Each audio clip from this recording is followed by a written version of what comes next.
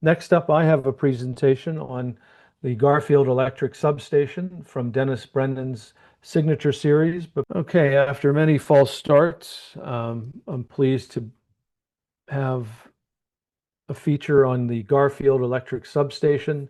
It's a new O-scale laser kit by our chief sponsor of the show, Brennan's Model Railroading.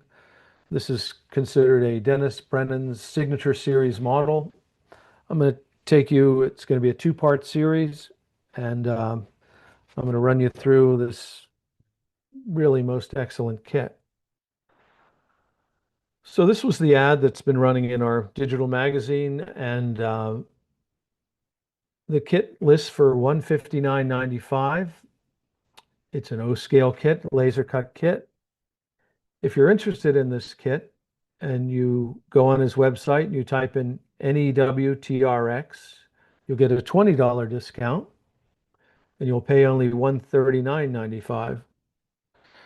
Now, as I've told several people today, some model railroaders I was speaking to on the regarding this kit this afternoon, this kit would be a bargain at $159.95. It is really a nice kit. It is really comprehensive, and you'll see for yourself as we go through this. Came in a nice box about a month and a half ago, and inside the box was this box, signed by Dennis himself. It's his signature series. Um, he doesn't miss anything with this kit. He has probably the most comprehensive instructions I've ever seen in a laser kit. Gives you an idea what tools and suggested paints and things that you might need to finish the kit. So if you're a first-time modeler or even a seasoned modeler, it's nice to reference the suggested tools and supplies, but it's even more important to read the instructions multiple times. I was a little overconfident and cocky, and I was teasing Dennis that I always read the instructions. That would be a huge mistake. You want to read these instructions. While it's not a necessarily complicated kit to put together, there is a procedure and a series. So it can be challenging if you don't finish things in a logical order. So this is an idea of the quality of the instructions. I mean, he has excellent photographs, great descriptions. There is an order to things. Even a seasoned modeler like myself, I've been doing this since I was 7 years old. And I think by now everybody knows I'm a big scratch builder. There were things here that I missed that even reading the instructions a couple of times, I should have read them a little more carefully. I actually called Dennis on one, and he said, "You didn't read the instructions." You got to read them with great detail. There's a couple of construction techniques that were new to me here, and I learned a couple things. This is what you get when you take everything out of the box. Is everything neatly packaged and described contents on each vacuum sealed or package. This is nice because you only open up what you need. So if you're working on the main building or the garage extension or the roof, or you don't just open up the parts and spill the parts into the box. He suggests that you take the main building and put it together without glue, just to test fit, just to familiarize yourself with how this thing's going to go together and the size. I did follow that. Everything fit well. This is some of the best brickwork in the business. I was telling Dennis, I think yesterday, the depth of the laser etching on the brick is very good. And that's important because later when you primer it, paint it, and you put in a grout material, it's nice to have some depth to that, to those grout lines. Otherwise, they would fill and smear. You'll see just how nice this brick looks this evening when it's finished. Another view there. Everything fits absolutely perfect.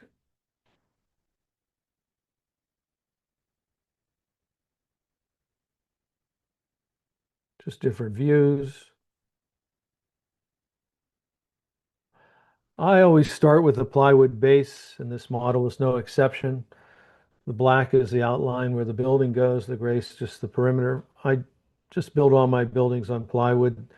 Later, I'll finish the perimeter with the proper either sidewalks or scenery or whatnot. The reason I do this is should I ever want to remove a building that's in the layout, it comes right up. I always say the old rustic buff and old Gothic was 15 years in the making and 1 hour to take out all my structures because they were on this plywood. And the plywood's hidden. So I laid out the first, we'll call this the first paint run. Um, these are the these are all the laser cut building walls for the most part. Um, I deviated from his recommended primer. I think he suggests just an automotive primer. I always fancy the Tamiya primer. He suggests using white.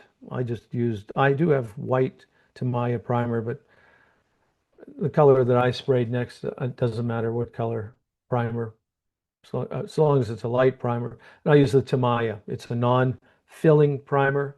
I didn't want to fill the in between the bricks. So I always go to my go-to Tamiya. It's not the least expensive primer, but I believe it's the best. This is how I finished the building. He has his recommended way. I get a little freestyle here. I thought I'd try this Rust-Oleum cinnamon satin color. It's a paint and primer, even though I primered it. It's like a cinnamon orange. And this is that acrylic rust from American Accents that I believe is no longer available, but any acrylic paint might work for this. You'll see it's a two-step process. You hit it with this enamel, let it dry overnight, and then I rub this acrylic onto the brickwork and rub it off with a old cotton sock. You don't want to use paper towel. The paper will stick all over you get shreds and things. So this is show you so the first step was to paint it this obnoxious orange. Um, I'm speaking of not reading the instructions. I thought this was the foundation. It's not. Oop, it's it goes on the inside perimeter on the roof. We'll get to that later, but for now we're talking about how I finished the outside. So I sprayed this with that orange cinnamon enamel, satin color, let it dry overnight. And then this is the beginning of the assembly. This is considered the garage here. Everything fits together perfectly. I just ran a very thin super glue down here that went right into the joints without percolating to the outside of the paint. Made a very strong bond. This is the office with the same. There they are assembled. Everything's a very nice tight fit.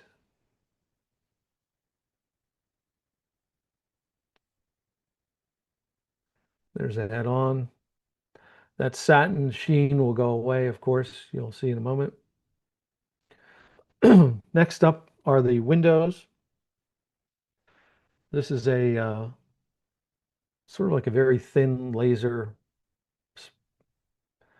masonite type material. There's probably a name for it if Dennis wants to butt in and tell me what it's really called. Dennis, you're on the show or not? Okay. It's like a masonite material.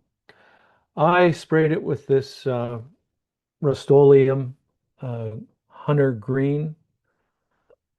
It's a satin color. Um, I don't reach for the airbrush too often anymore, especially with I get a very acceptable quality from these spray cans, and I just put a single I start off with a uh, light coat. I go in all directions. I'll spray it, north, south, east, west, and get a nice, thorough, almost plastic-like coating. I let it dry overnight. This is a mistake. Um, I mistakenly thought this was the foundation. I always go for a limestone look. Big surprise there. I'll paint this orange, I think. Boy, that really looks like limestone. Too bad. Just, I primered it. I painted it with these, first, I primered it with the Tamiya. Then I went with this military Vallejo German gray. Literally smeared that on there with a brush and wiped it off with a rag. And then with these inexpensive craft paints, I just stippled it on there with a sponge, a natural sponge. That's about as close as you're going to get to what we call a variegated limestone. It's a really nice look. And now there are the brickwork with the acrylic wash on there. I have to admit I was surprised even myself with this. This really stands up under close scrutiny of a varied brick. I mean, if you think this started out as a cinnamon orange, a bright orange, and then I smeared that acrylic on there. I painted it on the acrylic, then wiped it off with a sock. I got a beautiful variation. And then started some of the subassembly. There's a better picture. I mean, that looks like brick to me. I don't know what you guys think, but that really looks like brick. There's just Anything no, for the grout, Tom, or is that just the gray? pardon me. Anything, That's, what's the grout line? yeah, I'll show you that. Okay. The grout is this, I can't remember the name of it, but I have a picture of it in a moment here. I did have to shave this window down. Dennis and I are sorting this out. I don't know if it was he's had two people that he knows build this kit and had no problem with this window fitting. I just went in there and shaved this down so the window would fit. It was probably an anomaly. It was no big deal. I put this backing on here for the door. It's just cardstock. Dennis and I had a conversation, and I asked him if I could freestyle one of the sides. Everything looks like hell on the rustic buff and old Gothic, so I thought instead of having full windows, I'd brick up these windows a little bit with concrete block. I have a couple of broken windows here with wood covering them, and I put some signs on here. I didn't take it to my normal state of decay, but I thought this would be the alley side of the where the structure is going to go on my layout.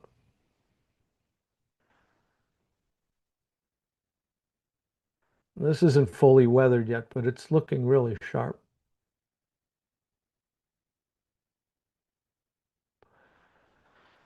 These are the roofs, two roofs for the garage and for the office. Um, there's a allocation for a roof support on both of these.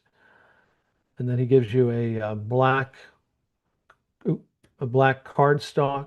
This is just the sub roof. I'll show you the final roof in a moment. This is a really unique way of putting these windows in here. He has a thin, instead of the heavy or the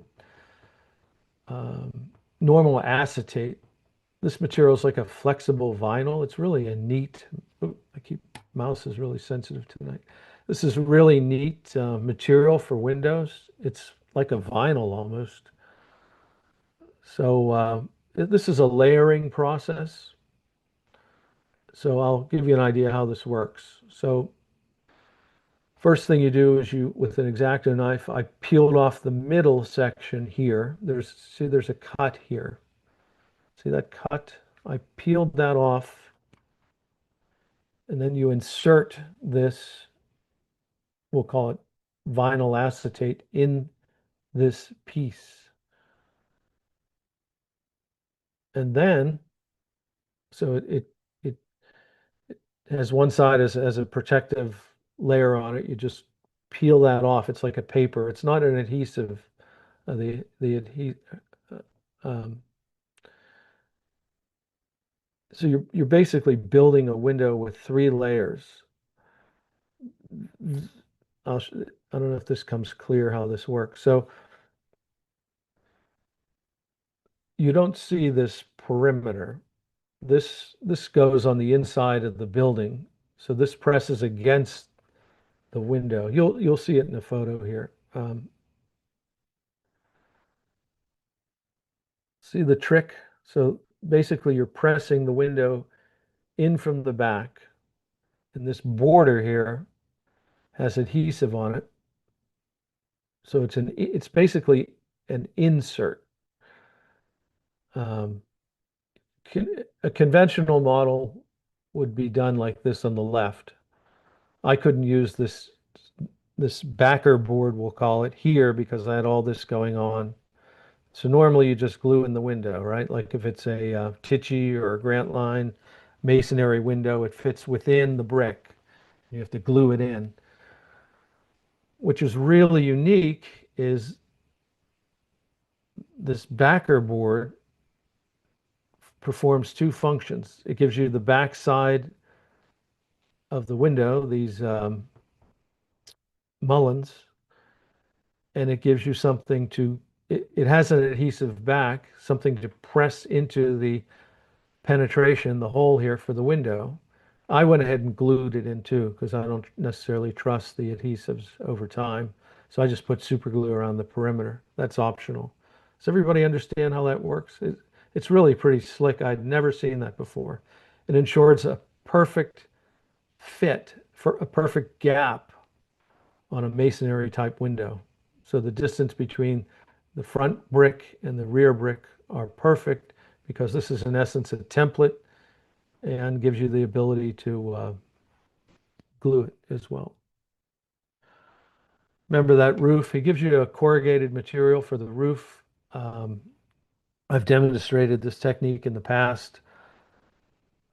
This corrugated material was primed with the Tamiya gray. Then I took uh, the rare occasion I use the Floquil silvers. I like the metallics from the silver from the Floquil. I painted it all a uniform color of silver, old silver, and then with a natural sponge and three colors of acrylic paint, I sponged this rust on, and then I later went with pan pastels and hit it with dull coat before gluing it onto. Well, you don't need to glue it. This has an adhesive back to it. In fact, the whole kit basically,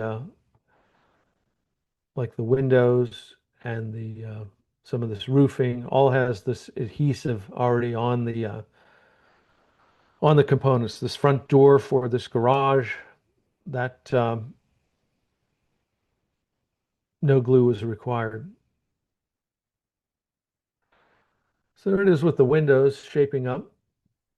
And I guess what I'm trying to say is this distance right here between the front of the brick and the middle of the window, because of the way this thing has that back plate, it just makes this a simple procedure.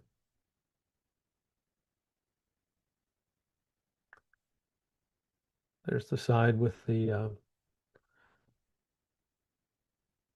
concrete block, which is from Monster Works, Larkspur, and those billboards, advertisements are just Google searches. A little more weathering now. We still have a long way to go with this, but it's making progress. I decided to call mine Brennan Power and Light.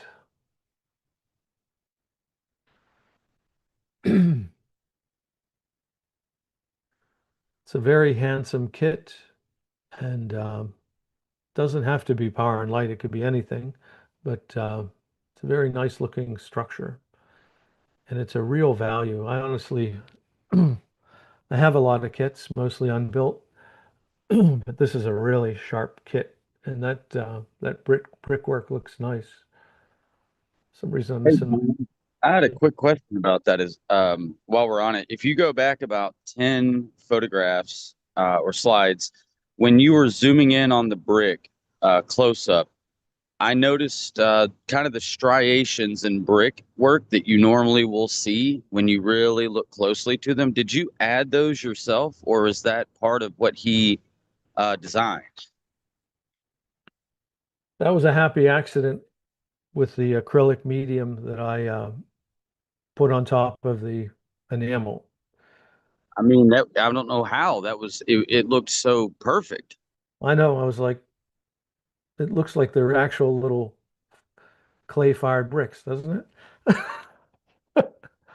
Yeah, yeah, no, it's just the technique. His bricks are smooth, but that looks like they're little clay bricks. I know. Well, what was your process for that then? Well, like I said, it's that You didn't actually say what you did for the grout, Tom. oh yeah, let me excuse me, I'll go get the little container. Just give me 2 seconds.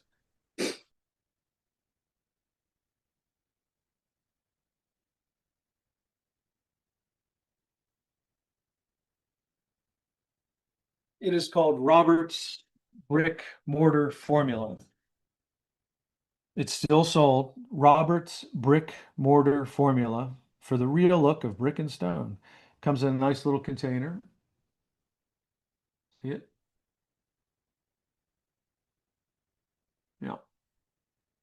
Did you do it before or after the over? After, no, that's the last step you do.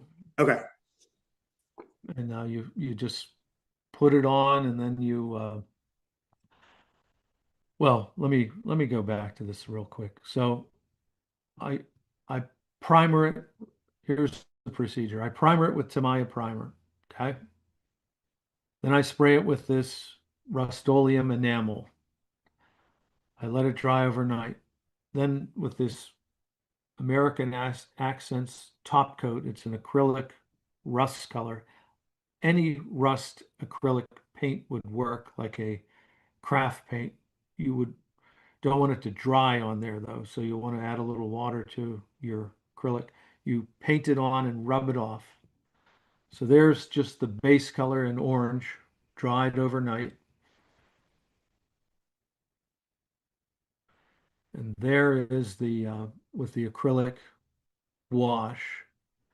And the highlights where you leave it on heavy, it's darker. Where you rub it off light, it's lighter. You have to just practice. I just use an old sock.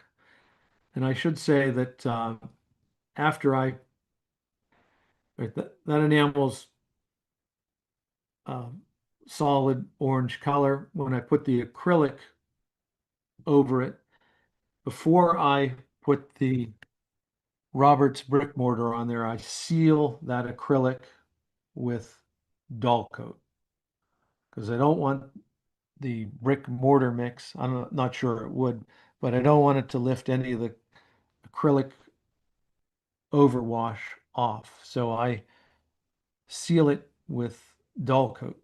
Yeah, Then, that was my next question. Thanks. then when I'm done with the Robert's brick mortar formula, I spray that with dull coat.